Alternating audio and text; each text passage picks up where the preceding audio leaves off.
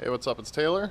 Today we are going to a Chicago Hold'em Connection meet in Naperville, but on the way there I'm going to do some research on something that my last video, when I took the lid off the airbox for the RotoFab, I had some people complaining about that, telling me that no, you're going to grab hot engine air and it's not as good, get the over the radiator one or put the lid back on. But truth is, like I said in the last video, there's a lot of people who have superchargers on their cars with open filters that are just there in the engine bay. So what I'm going to do is figure out if the intake air temperature is vastly different. So right now the lid is off the box, and I'm going to drive to the event, and on the way there during highway cruising I'm going to see what the intake air temperature is. So as you can see, I have the Super Chips Flash Pack tuner from my GTO, which I've told you about this thing before. I found it in my garage, I forgot I had it, and doesn't do anything to the car because it's not meant for this car. However, it does have diagnostic readouts. So as you just saw, the air temperature right now in the intake air temperature sensor is 80. Well, I haven't started the car today, so 80 means it's probably about 80 in my garage. And it is, it's just under. So, gonna do that, find out what the air temperature is, just cruising around. And even if it's off by a few degrees, like if this thing isn't reading correctly, when I put the lid back on and do the same reading with the same tool, if it's off, it'll be off the same amount for both. So, gonna find that out and let you guys know. I haven't done this yet, so there's a possibility that my intake air temperature now is skyrocketed over what it should be. So we'll find out, but we'll get to that on our way to the meet. All right, so we've been driving here for about maybe 10-15 minutes, and as you can see, temperature outside is 71, and the intake air temperature is 102 right now.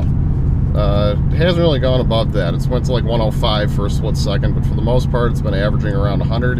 So 30-degree difference, which from what I know, I think that's okay, but you'd prefer to have it a little bit cooler. So haven't really been going fast either. We've been going like 40 miles an hour, 50 miles an hour. So we'll take a look at it and see what it is on the way back from this, see if that changes at all, and then also I got to put the lid back on and see if that makes a difference. But there you go, that's the temperature with the lid off. There, it's just 105, and yeah, I don't think it's the worst thing in the world, but it's definitely not, you know, the ambient temperature of 71 outside.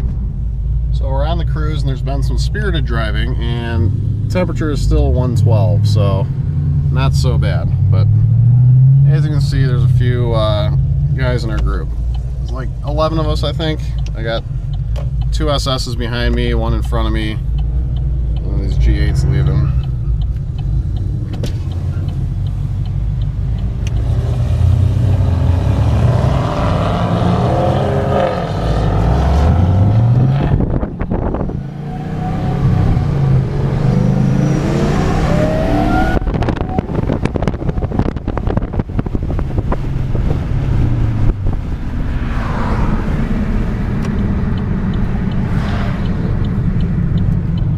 Over there.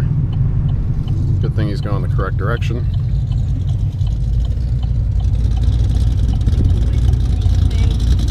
Yes, thank you, wife.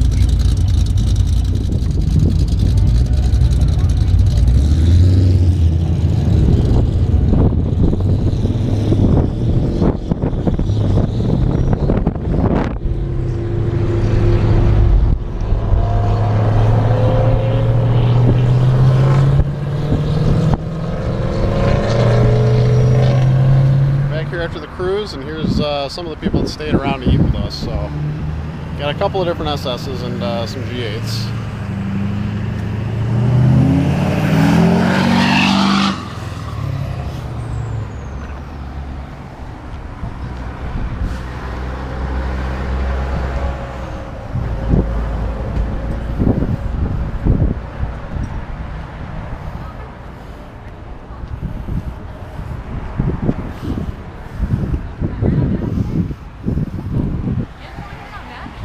Hey, alright, what's up? We're back home now, back in the garage, and had a good time hanging out with the CHC family.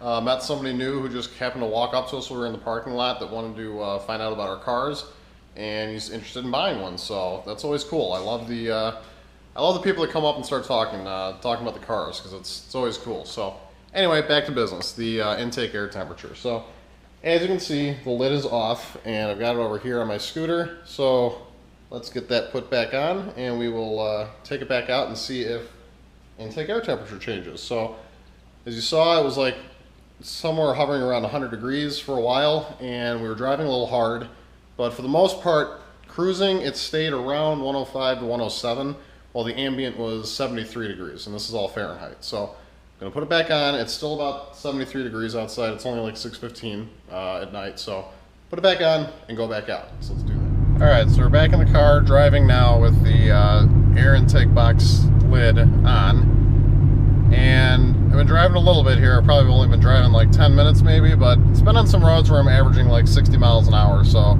getting a lot of airflow. But as you can see, again, temperature outside is still 71 degrees. And now over here, the air intake temperature, that number in the lower left, is 98, so 96.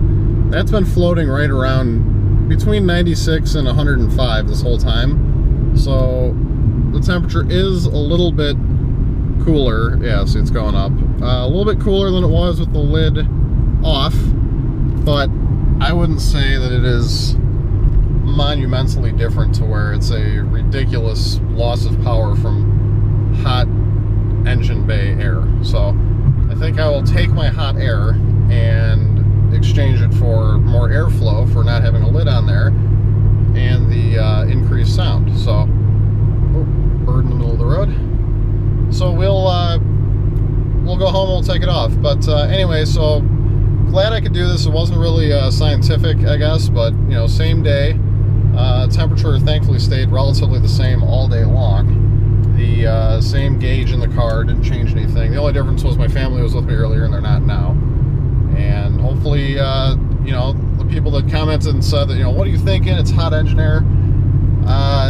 Yeah, not too worried about it. But then the over-the-radiator intake, I get it, those probably do save you some degrees there because they pull air from up ahead of the engine where there's no heat, you know, to speak of. So those are probably better, but I'm not going to invest in one of those because, again, I'm not terribly unhappy with the results here.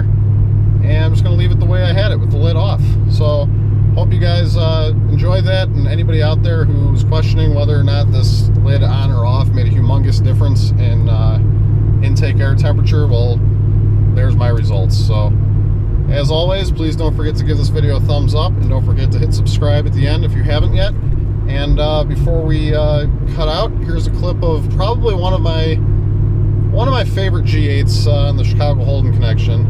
And it's a supercharged GT, but he's got X5 wheels on it, and the thing just looks sick. So take a look.